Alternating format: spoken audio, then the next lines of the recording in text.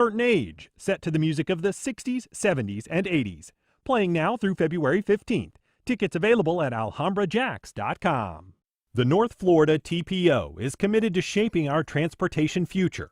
We're focused on planning, funding, clean fuels, and new technologies for a vibrant, connected community. Learn more at northfloridatpo.com. Baptist Health is a proud supporter of First Coast Connect. Baptist Health, committed to building a healthier community for all of us. More info at 202-4YOU or baptistjax.com.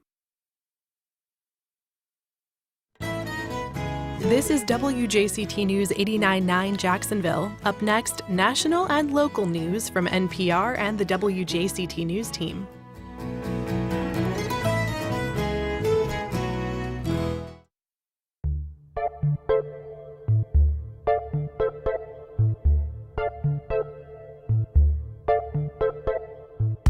Good morning, I'm Ann Schindler. On today's First Coast Connect, teaming up for stronger news coverage. We ask 4 members of the Northeast Florida News Collaborative about friends, foxholes, and their first reporting project. Then, political flower power. A former White House chief floral designer explains what she calls floral diplomacy. And a 3-day festival celebrates the power of live performance. We'll tell you what to expect at the 3rd annual Festival of Stories and Songs. Join the conversation. Give us a call on air at 904-549-2937 or head to firstcoastconnect.org, where you can find all the ways you can connect with us and also sign up for our new daily newsletter. Stick around. We'll be back right after the news.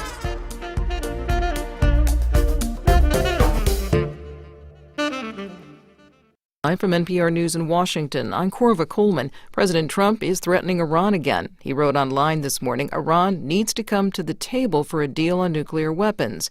He says if Iran doesn't, the next attack will be, quote, worse. French President Emmanuel Macron is hosting the leaders of Denmark and Greenland today.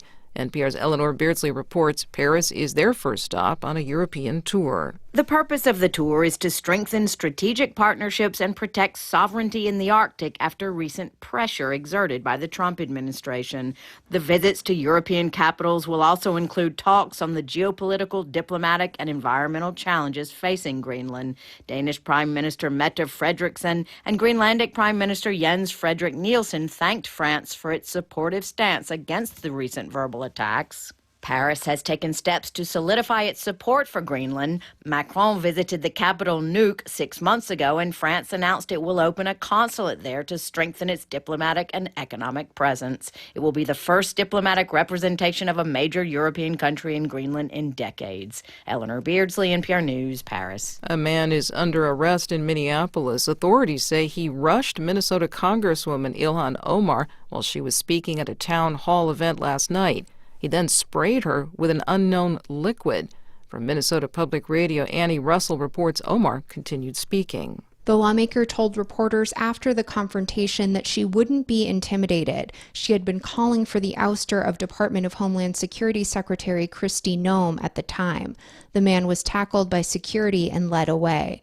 Omar has come under increasing criticism by Republicans, including President Trump. At a rally hours earlier in Iowa, Trump mocked Omar's love for America amid boos from those in attendance. Omar is a U.S. citizen who was born in Somalia. Omar is in her 4th term in the House and is seeking re-election. For NPR News, I'm Annie Russell in St. Paul. The National Transportation Safety Board has released its findings about last year's deadly crash at an airport near Washington, D.C. 67 people died when an Army helicopter collided with a passenger jet. The NTSB said several reasons that led to the crash included the fact that the aircraft were flying far too closely. NPR's Joel Rose says much of the responsibility has now been pinned on the Federal Aviation Administration. The chair of the NTSB, Jennifer Hamady, said the FAA should have known that there was a conflict between this helicopter route along the Potomac River and the approach to runway 33 at the DCA airport, where the American Airlines regional jet flying from Kansas was trying to land. Hamady says those two flight paths were separated by less than 100 feet. NPR's Joel Rose reporting. On Wall Street in pre-market trading, Dow futures are lower. You're listening to NPR News. Good morning. You're listening to WJCT News 89.9 in Jacksonville. I'm Stephen Ponson. It is 9:04. With weather forecast showing frigid temperatures through Monday morning, Jacksonville's warming centers will be open longer. The city says its overnight warming center at the Legends Center on Sutel Drive will remain open from 9 at night till 9 in the morning every day through Monday. Residents should bring bedding, snacks, medication, games, and hygiene items. Only service animals are allowed in. Overnight cold weather shelters are also available at the City Rescue Mission on West State Street, Sulzbacher Center's Men's Shelter on East Adams Street, and the Springfield Boulevard Shelter for Women and Children. The Trinity Rescue Mission on West Union Street also has overnight services. Florida Democrats and immigrant advocates say immigration enforcement in the U.S. has gone way too far. Douglas Soul reports they're calling for measures to rein it in. They're promoting bills that are unlikely to pass under the legislative GOP supermajority. One would largely bar ICE and state immigration officers from wearing masks while on duty. Bill sponsor Senator Carlos Guillermo Smith pointed to the recent killing of Alex Preddy in Minneapolis. It's ignited a lot of debate about how ICE is run. They feel so protected, so exempt from the consequences of their actions behind their masks that they feel they can do anything they want. Democrats and advocates also call to remove various strict immigration laws in the state, and they want to prevent immigration enforcement in schools and churches. Even if it passed, the legislation would almost certainly face legal challenges. I'm Douglas Soul in Tallahassee. It's 37 degrees in downtown Jacksonville. Support for NPR comes from NPR stations. Other contributors include Lilly Endowment, a private foundation supporting NPR's coverage of religion and spirituality, and Jarl and Pamela Mohn, focusing on civil liberties, foster youth, public radio, and the arts.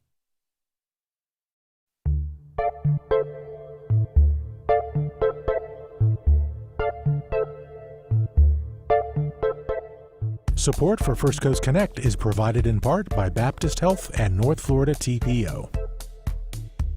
Welcome to First Coast Connect. I'm Ann Schindler. Today, a new news collective believes there's strength in numbers when it comes to local journalism. We meet some of its members and learn about its first joint reporting project.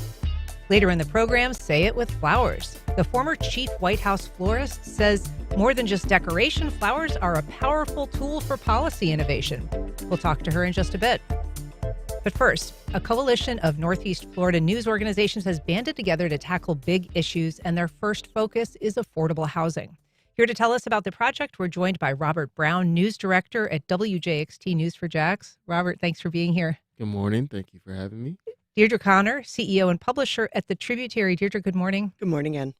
Paul Runestrand, executive editor at the Florida Times Union. Hi, Paul. Hey, good morning. And Jessica Palumbo, news director at WJCT News and editor at Jacksonville Today. Hi, Jessica. Good morning. So, Deirdre, we were sort of joking it's the media roundtable that's not the media roundtable, but it is. This is a project, Robert, that includes print and digital and broadcast outlets. Some are legacy outlets, some are startup outlets. Why did WJXT in particular choose to join this collaborative effort? You know, we really feel it's important to band together when it comes to local journalism. We all see what's going on with audience fragmentation and social media, and there's just so many places where people can get their content and their journalism. And so, you know, we really believe the path forward is together. And so while we have, 3 local TV stations in the market, a number of newspapers and other publications, there is a competition, but we want everybody to win because we know that there's a bigger game at stake. Competition is what has driven the news business, Deirdre, for a long time. And I'm curious, first of all, how the member organizations were chosen. Was everyone invited? Who were you reaching out to? Yeah, great question. So we did reach out to all news organizations here in Jacksonville and the metro area who are producing fact-based news and information. And the majority of folks elected to participate, and I think that that's a sign of the times. We really know that there was once a time where maybe this would never happen or really be unthinkable, but in the moment that we're in, where there are declining resources available for local news, that there's an opportunity for us all to work together to make more news available to more people. Paul, in the local news business, and really, I guess, in the national news business, it's always sort of been like either we pretend you don't exist or we compete, and the idea that there's this unified front in some ways is really a change. How is that different for legacy media, if it is, than it might be for a startup or kind of a newer news outlet joining this group? Yeah, well, innovation is probably central to what a startup, a nonprofit like the Tributary, innovation is really at their heart of why they exist and how they were founded. Legacy institutions have to keep up with that innovation in journalism in order to survive, and so this is a great example of taking a new tact at covering an important issue in our community. I want to talk more about the trend towards collaborative journalism, Jessica, and obviously, NPR is a model of that. The Corporation for Public Broadcasting is a model of that. So it's not really a strange concept to you in the work that you do, but the local angle is perhaps a little bit of an evolution. Yeah, so the WJCT News 89.9, we've long been a part of the Florida State Broadcasting Network. We've been part of a network, a national network, and a statewide network of public radio stations. So that is a collaboration and a mindset that's very familiar for us here in the newsroom. Here locally, we also have had longstanding partnerships with many of these organizations. We've had content sharing partnerships with everybody in this room and beyond this room. So it really was a natural fit for us and for our nonprofit collaborative mentality to join together with this in a more formal way and to say, not only are we going to be sharing content, but we are all behind this specific topic that we find to be important and that we know our readers are interested in. Yeah, and so we'll talk more about the trend towards collaborative journalism, Deirdre, but let's talk a little bit about the project that you've elected to cover in this first year of the collaboration. How did you come to choosing affordable housing as your project to focus on, and what does that mean practically speaking, collaborating? Yeah, great question. I think that when everybody came together to talk about, do we want to do this? Immediately the conversation went to what are the things that no one of us can fully and comprehensively cover alone. And so unsurprisingly, affordable housing really popped to the top of the list quickly because we do know, as Jessica said, that this is an important issue that's important to everyday people in our region. I think the UNF poll that was done most recently, it used to be that affordable housing was, I think, only the top concern for 3% of people, and now it's skyrocketed to the top of the list. So not a surprise that folks wanted to choose that. And when you look at the website for the collaborative, you can see that everybody is contributing great information and research and news around that topic in a variety of different ways. Robert, what is it that your newsroom plans to bring to this, and how did you come to the decision that that was a priority project focus for you as well? I mean, it's something that I think News4Jax has done a fair amount of reporting on as well. Yeah, in terms of stories, we turn stories, every day, right? And so in terms of churn and burn, the volume is there. And as Deidre mentioned, affordable housing is something that touches each one of us. Doesn't matter what you look like, doesn't matter what you believe. And if it doesn't affect you directly, it affects someone you know. And so it's kind of a no-brainer to tackle this issue. And, for our newsroom, we really, our key mission, our North Star is helping our communities thrive, right? And so by spreading information, by letting people know about resources, we hope to contribute often. Did you have concerns when you were thinking about this partnership that there would be other, and they're not other TV stations currently that are part of this partnership? You're the only local TV station.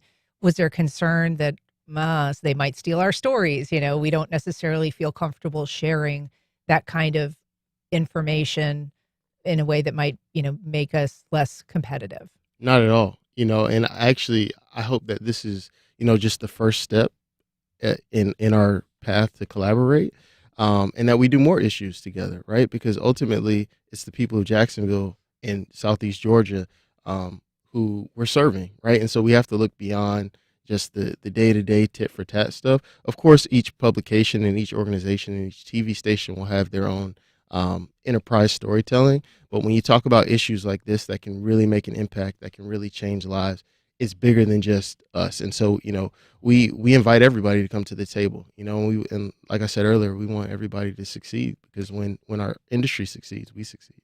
If you're just joining us, we're talking to members of the nascent Northeast Florida News Collaborative about the reasons behind and their plans for this new media alliance. If you have questions or comments, you can join us on air at 904-549-2937, or you can email First Coast Connect at WJCT.org. You can also go to firstcoastconnect.org and find all the ways to connect with us on social. I want to ask you, Deirdre, so is the door still open? I mean, if people see the work that you're doing as this collaborative, are they still able to join? And do you know why some chose not to?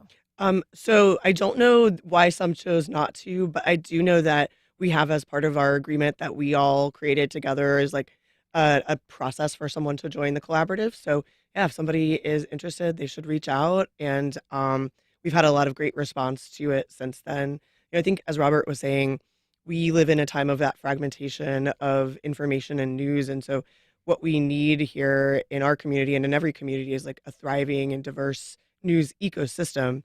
And this is one way of helping folks understand what kind of components make up that ecosystem, maybe exposing them to organizations that, you know, if they're typically watching television, they should know that Channel 4 has one of the biggest newsrooms on the East Coast. And then they should also, you know, understand more about the ownership of news organizations in our community. And you know, I think this is a way of highlighting for folks who are interested in getting a really robust news diet of local information, how they can do that, and who's interested in making sure that we have that for everyone. Jessica, you mentioned that Jax Today has had partnerships previously with many of these news outlets, and in practice that is publishing those stories and then linking to the original news outlet. But I'm curious, will this be different in terms of, are you going to be working jointly on stories, or are you just going to be sharing other people's content? Well, first of all, it is a larger group of news organizations that we can pull from. So we've had News4Jax on our site. We've had the Tributary on our site before. Now we're going to be pulling from the Baker Press, the Jacksonville Free Press, the Jacksonville Business Journal. That's a new partner who's part of this partnership. So all of our stories we can collectively pull together and post on our own sites, which is really exciting. And at the same time, part of the collaboration, the collaborative effort, is to sit together in a room and talk about how can we amplify what we're doing? How can we work together potentially? How can we bring in maybe experts? One really exciting thing that's come out of this collaboration so far is, since we've announced it, we've been reached out to by several public officials. And Deirdre, you might speak to some of those who we personally were reached out to by the mayor's office and others who are saying, okay, you have our attention as a collaborative now. We would like to come meet with you, speak with you, and talk about what the coverage can look like going forward, how they can connect with us, connect with our readers and our listeners and our viewers. And so that's a huge win right out the gate, that we're getting attention by just announcing that this is a collaborative and we are focused on this topic. And I appreciate you bringing in the other member papers. It's probably worth saying the member papers currently are the Baker County Press, the Jacksonville Business Journal, the Jacksonville Free Press, Jacksonville Today, News4Jax, WJXT, the Florida Times Union, and the Tributary. Paul, when you are planning stories, I mean, part of this is, as Jessica alluded to, a way to draw attention to the reporting that you all are doing on this subject, and presumably to kind of drive that conversation to advance policy of some type. So what is the critical mass useful for on that front? Like, whose eyeballs are you specifically wanting to grab? Yeah, certainly would love to amplify the stories that people affected by this issue have. You know, not all of those voices are always heard or elevated. And so by being able to tell the story of people affected by this issue and get those voices in front of those who have the ability to make change in that, right? Whether that's public officials, nonprofits, anyone who has that power to affect change on this important societal issue in our community. And the great way to do that is by amplifying one another, right? Robert talked about media fragmentation. Think of your own media diet. We've listed, 7, 8 organizations. Very few people probably have all 8 of those organizations as part of their media diet. If you are a regular listener of WJCT, watch Channel 4, but you don't read the Times Union, one, shame on you. But two, they can help amplify our journalism and get that journalism in front of more folks, and we can do the same for them. So just amplifying the journalism and making sure it reaches as many eyeballs as possible, just so that this conversation on this issue is at the forefront and gets the attention it deserves, is really important. How does it impact the accountability to the community or the credibility overall of each member organization to have this wider platform? I'm thinking, there's some communities that have not maybe been, as well served by mainstream media or any media, historically. That's something that a lot of news outlets are working to correct. But whether it's more rural communities or communities of color, does having this broader shared platform allow newsrooms to kind of make up for what they might lack in terms of that attention or diversity of perspectives? It does, and the diversity of our collaborative, including, say, the Baker County Free Press, that's an area that we don't have boots on the ground and eyes on quite as frequently, but the folks there do, and they can tell their stories to us and amplify those stories. Same with the Jacksonville Free Press. One of the things, as newsrooms get a little bit smaller, it just means that you have less geographic coverage of boots on the ground, eyes on issues, as many different perspectives and as many different people to bring those issues back to the newsroom and say, we really need to be covering this or that. And so joining together to help identify those stories and those needs, and even deciding on this topic collaboratively like that, was really important to get those perspectives and land on that decision. I just want to work in a few comments. Jimmy from Facebook saying, this is an incredibly important initiative, and I commend the newsrooms that are taking part. Local journalism is vital as a civic watchdog. Last night's city council vote to defeat a general resolution supporting the media was particularly revealing. That, of course, is a resolution that was put forward by Councilwoman Jacoby Pittman. And the goal was to commend all local media organizations for keeping Jacksonville informed. That resolution was pulled from the consent agenda yesterday after some pushback. Deirdre, do you have any thoughts on that at all? I mean, that was the first that I think anybody in this room had heard about that, is when it happened. So I don't know really what that was designed to do, but it certainly is important. And I think this is something that everybody in the collaborative agrees, is to help folks understand not only what types of local news is available to them, but also why local news is so important. I think right now it's, people probably feel bombarded by news, but a lot of what they're feeling bombarded by is not news from our community here in Northeast Florida. And so, what I would encourage folks to do is to evaluate your media diet. And it's not that it's not important to pay attention to what's happening nationally, but if you find that maybe you're reading or sharing more stories from outside of Jacksonville than from inside of Jacksonville, like maybe do a little balance, like 1 for 1, so that you're getting as much information about your neighborhood as you are about the country as a whole. I wonder if the need for collaboration is greater now. Are the stories just bigger? I feel like there's stories that we all want to cover, whether it's, medical issues like vaccines or climate change or election integrity, that they matter to our local readers and listeners and viewers, but they also are really hard to tell in a holistic way as part of a bigger story. And it would appear that kind of those, I'm curious. I don't know that the stories themselves are necessarily harder to cover, but, something that folks should know is there are just substantially fewer local journalists working in our region than ever before, or really in recent history, and Florida as a state ranks dead last of 50 states in media outlets per capita. So while we have a lot of incredible outlets here in our region, and that's, what makes this collaborative so vibrant, we also have to understand that, the supply of local journalism is not what it once was. And so that's why this collaboration is important, is really so that we can maximize the resources that all of us have to bring into reporting, and each sort of stay in our lane and, go into, new communities and reach new folks with more news than they would have otherwise had available to them. Robert, do you feel like the newsrooms here and in the country were impacted in some ways by, the pandemic, COVID, the restrictions that put on our ability to be in our communities or to, venture into places? And then also, the protests that followed the George Floyd murder, there seemed to be a an idea in at least a lot of newsrooms that the goal was less about, getting there first, but sort of making sure that the community was getting that information, however that was going to happen, that there was sort of this added obligation to just get that information or that data out to people so that they could be making decisions and, understanding the big picture. Do you think that has had any measurable impact on the way that we view competitiveness in this market or in the national market? Absolutely. I think going back to COVID in 2020, I was running the assignment desk in Orlando. And, so part of my job was day to day, pairing crews together, setting up stories, assigning stories, and, even things like the ability to physically and logistically go cover stories change, right? Because of safety. And so when you think about the proliferation of Zoom calls and right. And so that's a whole workflow change. And so I think pandemic just exacerbated everything and it sped everything up to a degree. And so it really, put the onus on us as news organizations to rethink about how we do things, how we cover stories, what's the most efficient, what's the most safe way to cover stories.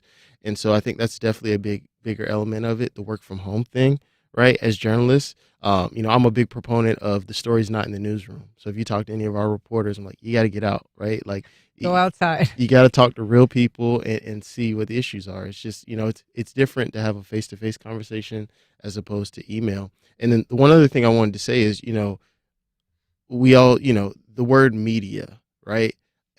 Personally, and you could say I have an old soul, it irks me. All journalists are a part of media. Not all media is journalism. And I think that's incredibly important as we talk about media diet and consumption. I mean, we have to vet everything that we see on social media. And we as journalists have a great responsibility, right, to get it right and to validate and verify. And so, I just think that's a really, really important thing for people to know and to understand. Because when you see something on Facebook or on X, you got to stop for a second, pause, and really critically think about where the information's coming from. Is it verifiable? And is it something you can trust, particularly local news? Go ahead. Well, I was just going to say, and I do want to come back to you, but I mean, in terms of that point, it does seem that in some ways media is less about competing with each other and perhaps more about competing with, politicians or corporations or lobbyists or people who are filling that space that is left if media isn't there, who are not bound by the same obligations and ethical guidelines that journalists are. So that, the field of media as it shrinks is being supplanted by influencers or people who are trying to message but are not necessarily doing so arguably responsibly. Well, yeah, everybody has the ability to be a citizen journalist, right? And so I'm not here to say whether it's right or wrong, because I do think that access is a big thing, right? Like when you think about some of the largest stories that have broke, I mean, you mentioned George Floyd, the young lady who took that, that video. That was a critical piece of storytelling. I think she won the, like Pulitzer Prize for it. And so I think there is some value to that access, but there's also a threshold, right? Like there are things that we know as journalists that we have to do before we can put a story out. And so to your point, when you think about organizations or politicians or, anything that's making these huge investments in media departments or things like that, our goal is never to shape a narrative. Our goal is just to report the facts as they come. And I think that's critically important. Deirdre, you were going to say. Well, I think it's important that folks know that every single organization that's part of this collaborative has agreed to, and they already were, but said publicly, we adhere to the Society for Professional Journalists Code of Ethics, which is available online if you want to look it up. And I think we have it linked to the site. And, that is not something that everything that comes across your feed is adhering to. And so this is a group of organizations who have stepped forward and said, hey, here's what we believe. Here's how we report the news. Hold us accountable for that. We're going to turn around and take your comments and things that are important to this community and hold our elected leaders, accountable for that, discover solutions and do some reporting on this key issue. But I think, an interesting thing is that next week is News Literacy Week. I learned this recently. And for folks who are wondering, how do I just get a better news and media diet? You can check out News Literacy Project online, and they have kind of a quick way of assessing, if you're looking at a website or an app or anything like that, how can you assess whether this is news or whether it is advocacy or whether it is AI slop or, any of those things. Jessica, Robert mentioned the video that was taken during the George Floyd killing. We've seen just in the past week some really important videos come out of Minneapolis that has changed not only the narrative of what happened versus the official narrative of what was said to have happened, but also perhaps changing policy, changing outcomes. So those were taken by observers. Is there something that we're learning about the importance of reporting just from the Minneapolis experience overall? Well, firsthand accounts and things that people can see with their eyes and be able to compare that to messages that they're hearing from other places. That's a very important function of that storytelling, as Robert said. And I think with members of the News Collaborative adhering to journalistic ethics codes, you can know that when you're getting your information from a news source, a trusted news source, that you know that you're getting context, you're getting ethical storytelling, which is important. And I think going back to the previous point about media and maybe not supporting the media writ large, it's easy as journalists to kind of bristle at that at first, but you also don't blame people for not understanding when you're painting with that broad brush of the media. People might be thinking of national outlets. They might be thinking of social media influencers, even on the local level, who might be giving them information that's not always reliable. And so it is important to be able to assess, where am I getting this? Is it coming from a journalistically sound source? Is it coming from somebody who is adhering to this code of ethics, who is only searching for the truth and trying to tell us that? And that is very important when we're vetting members of who is part of the Northeast Florida News Collaborative. Do we believe as a group that they are adhering to that code? And we are assessing that on a case-by-case basis for this project. Yeah. We've got a call from John on the south side. Good morning, John. Go ahead. Hi, good morning. Thanks for having this conversation. A couple questions with regard to the Northeast Florida News Collaborative. Does it include media outlets that are based outside of Jacksonville, that are corporations that have outlets in a whole variety of other cities? And is that truly local? And then additionally, well, I could think of a few additionals, but I'm driving. I'm sorry. I'm kind of a little flighty. But it seems like in recent years, things have changed to where I think the first Trump administration, we started seeing all these stories from national news outlets with unnamed sources. When I was in journalism school 2 decades ago, you had to have typically 3, and I think that was promoted in high schools as well. Yeah. You needed to have 3 named sources, not a bunch of unnamed sources. And then additionally, there was a concern in those days about the consolidation of media. It seems like any collaborative holds the potential for there to be a common theme or narrative that kind of goes against the idea of independent journalism. Gotcha, John. All good questions. So first of all, news outlets in this area, many of them are owned by a larger corporation. Is that a determining factor? Does that in any way impair their local journalism bona fides? Anyone's thoughts? I can speak for us. We're owned by Grand Media Group, which owns 6 stations in the U.S. And in no way, shape, or form have I ever been given an edict or a mandate to, hey, we have to cover this story this way. And I think that's critically important, especially when we talk about local journalism, right? Yeah. There's never a narrative. There's never a, hey, you need to follow these codes. It's always our local editorial standards, right? And so we know that's not true for some national broadcasting, organizations, and they have pressured affiliates to cover certain things or to, even broadcast certain things on their local airwaves. So that is, it does exist. To his question about sourcing, the sourcing issue, Paul, has changed.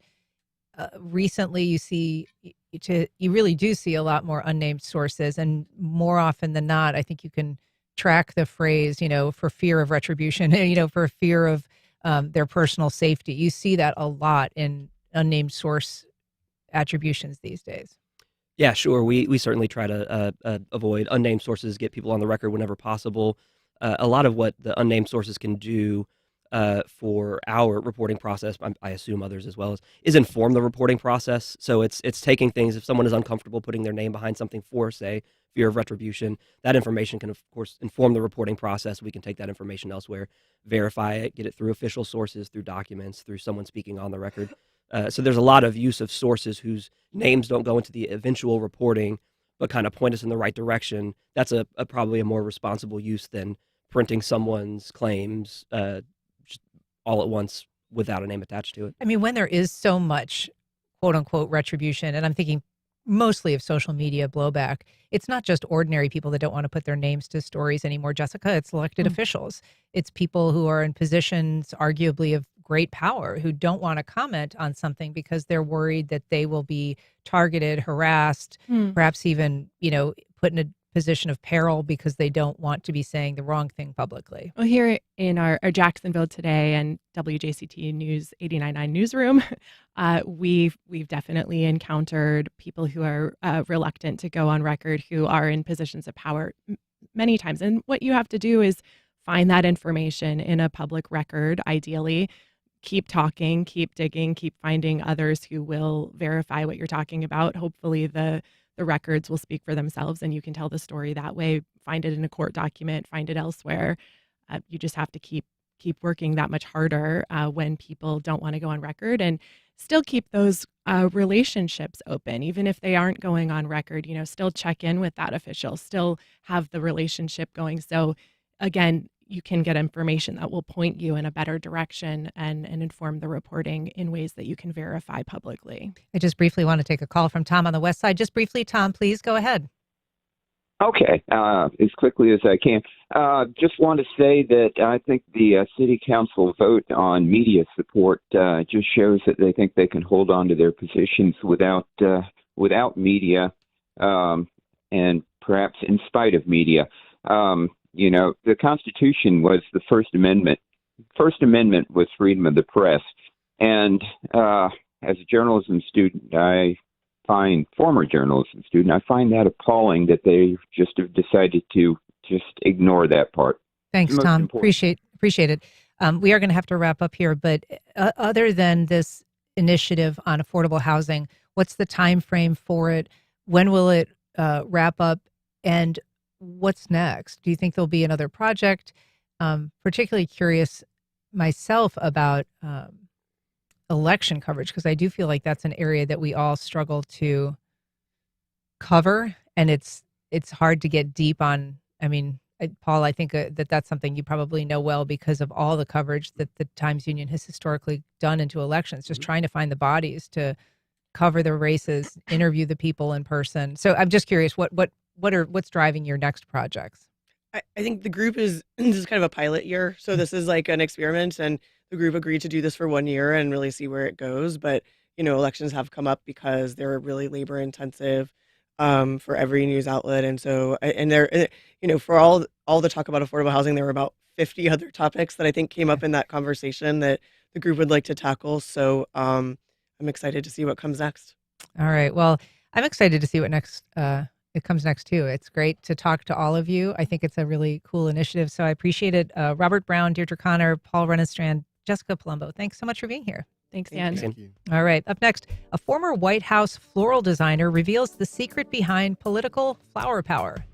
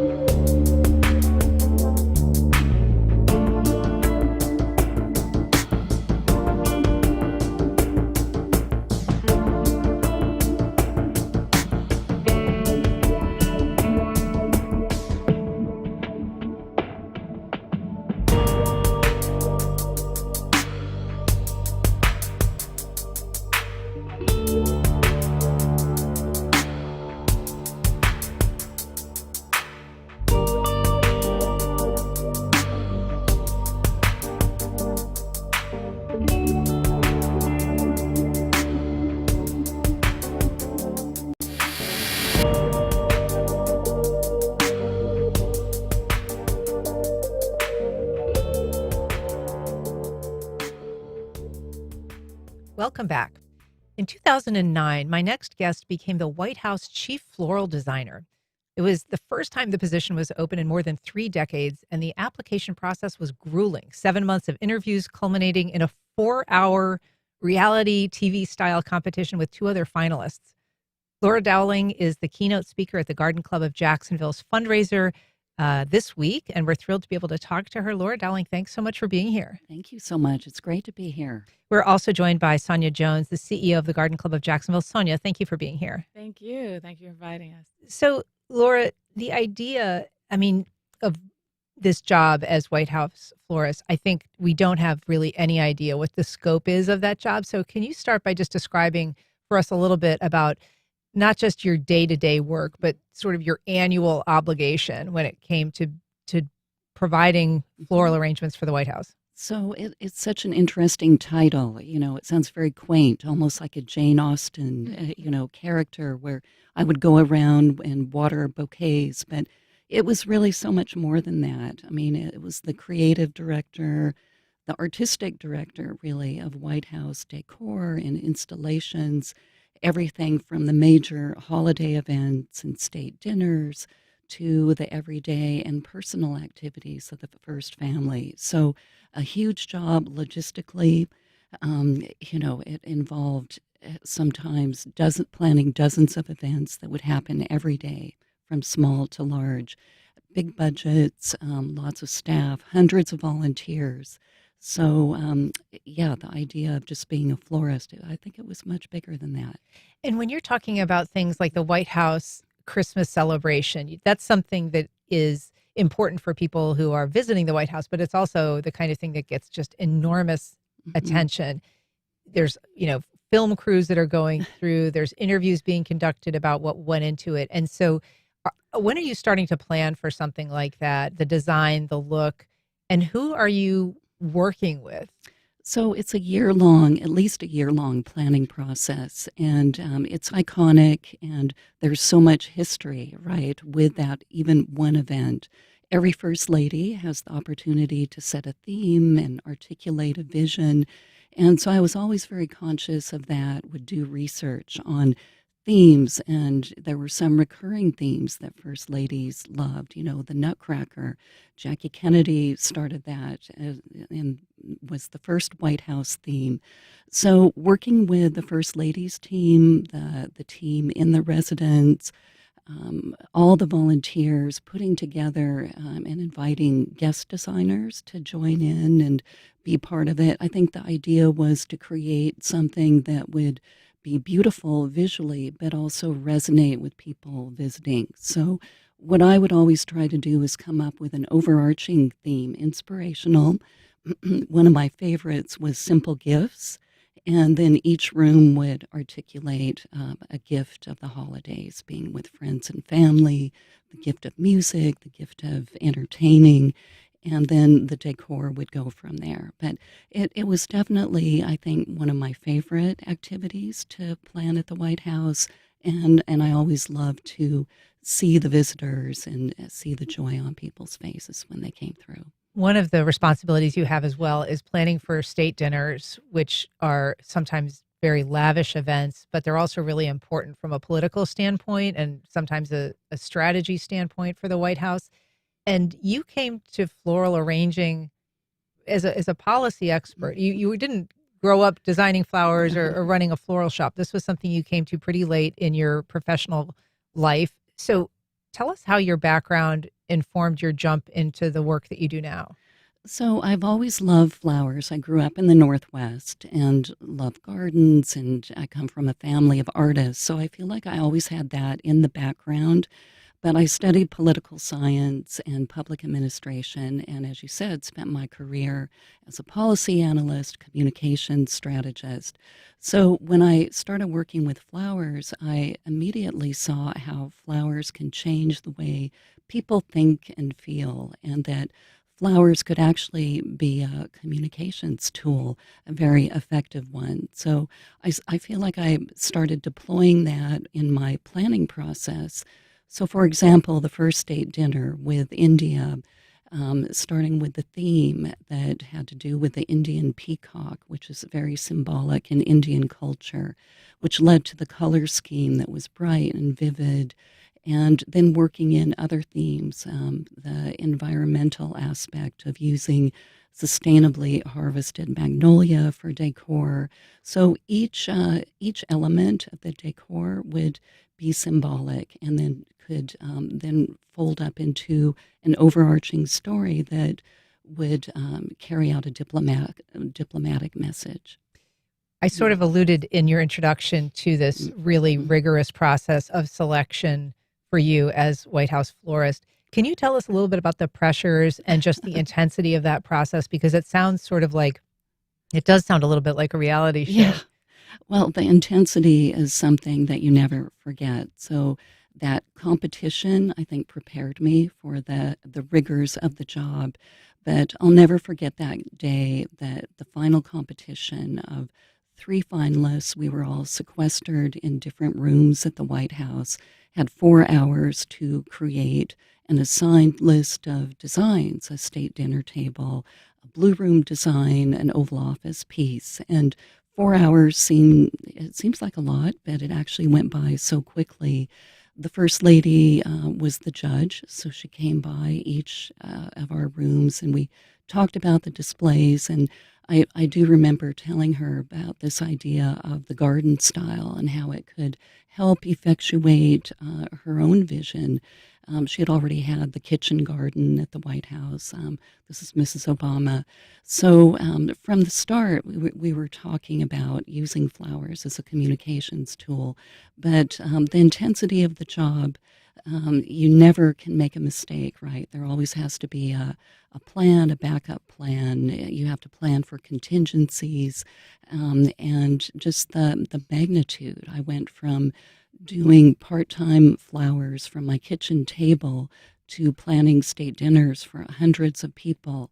And so to wrap my head around how that scope and scale change was pretty intense, and I will say was challenging at first. It sounds it. Sonia, why is it that the Garden Club has brought in Laura? What is it that she's going to be speaking to the group about or doing while she's here for this fundraiser?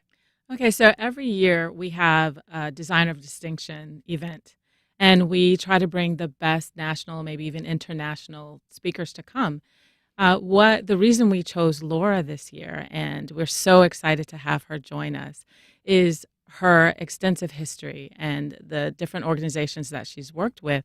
But also, like you said, this came on late in her career, so she's bringing other interests to us, and that's what set her apart. Her designs are absolutely beautiful, and we actually sold out pretty quickly because of the amount of talk that came about when she came. Yeah. And for people who are watching our live stream, we are seeing some of your beautiful floral arrangements, some including from the White House. And, this event that you're in town for, thankfully you made it in. I know that you had some flight trouble like a lot of the world did getting in last night. So the event is today and tomorrow. I'm just curious if you could leave our listeners to, given your expertise and you have this book with you, you perhaps could even hold up to show. But are there a couple of just basic tips for people who are not necessarily moving into a professional realm with their floral designing, but really want to make something look special and not just like they grabbed it off of the grocery store, bouquet rack? Well, I think that flowers are inherently beautiful. And so by, I think, approaching the design process with an open mind and with a little bit of confidence, there are so many tutorials and things now, Instagram and I think social media, YouTube, you can find tutorials for basic techniques.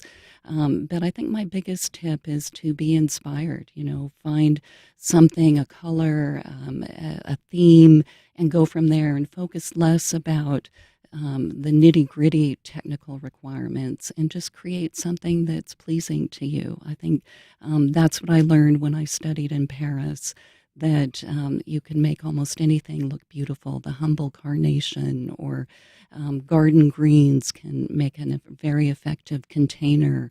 So it's just taking that spark of inspiration and following it where your heart leads you. Well, it is great to meet you, Laura Dowling. Your work is really inspiring and your story is so interesting. So thanks so much for coming on today. Thank you again, Ann. And Sonia Jones, thank you for being here as well. Appreciate it. Thank you. All right, up next, an Amelia Island festival celebrating the art of storytelling and the magic of live performance.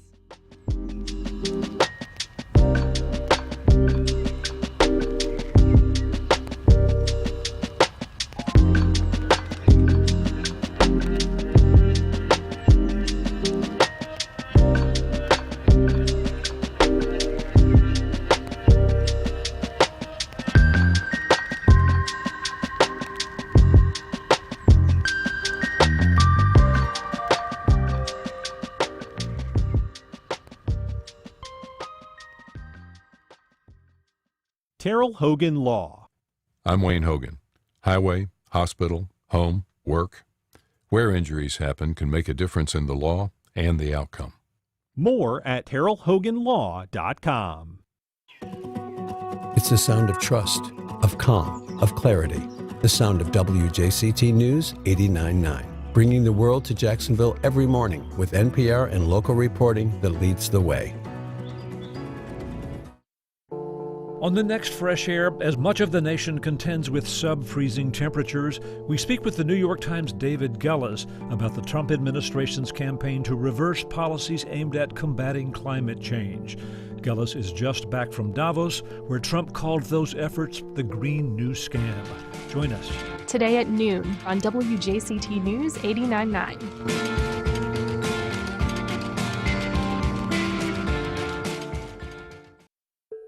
As ICE surges in Minneapolis, Pastor Sergio Amezcua and thousands of volunteers are delivering groceries to people too afraid to leave their homes. We currently have over 27,000 families registered to receive food. We are distributing like 100 tons of food weekly. Even today, that is like below zero. Like we're still working right now delivering food. That's on the next On Point. Today at 11, here on WJCT News 89.9. President Trump promised to overhaul federal student loans and financial aid policy. Now those changes are rolling out. New restrictions on who can borrow and how much, the end of a Biden-era repayment program, and new money for short-term career training programs. What this all means for tens of millions of borrowers next time on 1A. Today starting at 10 on WJCT News 89.9.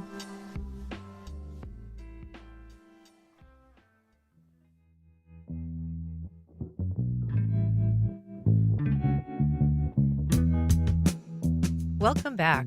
A 3-day festival celebrating the power of live performance kicks off at the annual Festival of Stories and Songs.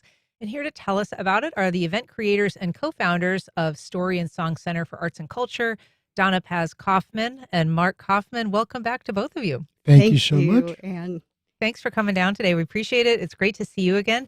So you founded the bookstore/bistro 8 years ago. It has since become a community hub for artists and creatives of all kinds. But for people who aren't familiar with it, just tell us a little bit about kind of what the kind of the genesis was of the bookstore, what the conceit was when you formed it, and also a little bit about how the pandemic impacted its evolution. Well, we came to Amelia Island 25 years ago from Nashville, and our favorite thing to do was to go out and listen to singer-songwriters. So once we moved here, we started inviting some of the friends we had come to know because Donna had started a songwriter night at the bookstore that she used to manage in Nashville. And the series took off. We ran it for about 15 years, called it an evening of story and song. So that was the origin. And I think what we appreciated was so many of our songwriter friends saying, well, you know, I'm really an author with attention deficit disorder. That's why I write songs. But they are stories in their own right. Yeah. The focus on live storytelling, live performance, Donna, why is that so important, not just to you as someone that puts on this festival, but to us in the audience? Why does it matter? Well, and as we were waiting, listening to the first segment today, I'm reminded that we are surrounded by stories. You cover local stories, regional stories. We are inundated with stories on the national and international stage. So stories are part of our lives. And we decided that the Festival of Stories and Songs would embrace all of the art forms so we could tell the personal stories, the stories of transformation, the stories that changed our lives, made us laugh, had us look at life in a different way. So these are stories that are told personally, which you could go onto YouTube and see lots of things. You can talk with people on social media, but it's not the same as being together in one room, taking in a shared experience. And I would say that the need for those kinds of stories, as opposed to perhaps the stories that we're talking about, that are everywhere, which are sometimes harder to hear or perhaps don't carry quite the same inspirational level or just kind of emotional weight. Mm-hmm. So the stories that you focus on and the guests that you're bringing in really are rooted in, human experience. Very often they're comic entertainers, but they also have some very poignant messaging as well. So how do you choose the folks? Who are you looking forward to most this year? Well, one of the things that we loved doing last fall was going to the National Storytelling Festival. And that's been going on for 50 some years. So we sat in on 27 hours of storytelling. And these storytellers were from all over the place with all kinds of different personalities and life stories. So we binged in person, and our whole committee we've watched a lot of performers together to see, is there the audience connection? Is there the heartstrings? Is there the laughter? Because Mark and I always say that story and song is what saves us right now. We talked about the diet of news earlier today. I think we all need to take a look at the diet of the information that we take in. And so we'd like to invite people to come and sit, feel connected in a human way, and laugh a lot. Yeah. So we got to see some of the people that had been here the first 2 years. We met some new people as well. And I think what impressed me the most was the variety of stories. So you had some that were incredibly personal, like Kevin Kling, who was one of our guests last year, talks about, being born with a birth defect that left him without the use of a hand, and then getting into a motorcycle accident that left him without the use of his other arm, and how he can stand on stage and crack wise is just remarkable. Mm-hmm. And then there are others, I think, who just have so much fun making up stories. Like one of our guests was Paul Strickland, who makes up a story about his Aunt True and his Uncle False. Right. Well, let's get to this year because we've only got about 40 seconds left. Oh. But we've got the headliner is Carmen Agrediti. She's a children's storytime storyteller and an Emmy Award-winning children's program creator. You also have Andy Offutt Irwin, who is a singer-songwriter and a humorist. You have Rough and Tumble and Flagship Romance performing music. So what do you want people most to know about how to attend, how to get involved? Well, I think in terms of how to get involved and what you'll get, think variety show. We will have so many different people bringing all kinds of instruments. We've got mandolins, we've got ukuleles and guitar. And so these folks are not only telling stories, they're bringing them to life with their music. So go on to storyandsongarts.org and look at the schedule. Since we're so close, it starts tomorrow night. Yeah. We are starting to sell out of a couple of shows. Yeah. And I think this is just our version of Prairie Home Companion. Yeah. There you go. Well, it's a great event. Mark Kaufman, Donna Paz Kaufman, thank you so much for being here. Thanks for all you do. Our pleasure. Thank you, Ann. All right. Join us tomorrow when we say yes and to Jacksonville's first ever brick and mortar club for improv. I'm Ann Schindler. You've been listening to First Coast Connect on WJCT News 89.9.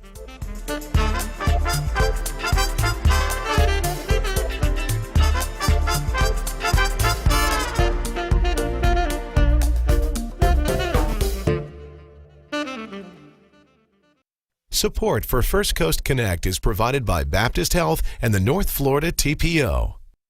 North Florida TPO is dedicated to transportation planning, funding, clean fuels, and new technologies for a vibrant, resilient, and connected region. More information available at northfloridatpo.com. Baptist Health is a proud supporter of First Coast Connect. Baptist Health, committed to building a healthier community for all of us. More info at 202-4YOU or baptistjax.com. Scenic Jacksonville presents the Great Cities Symposium on February 5th. Victor Dover, city builder and town planner, shares how he has transformed cities, streets, and neighborhoods through urban design across the U.S. Tickets available at scenicjacksonville.org.